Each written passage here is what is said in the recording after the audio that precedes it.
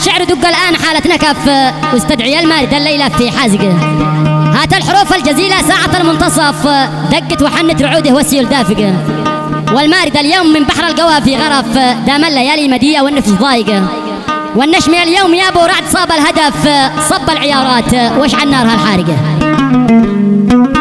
يا هاجس الشعر دق والآن حالتنا كف،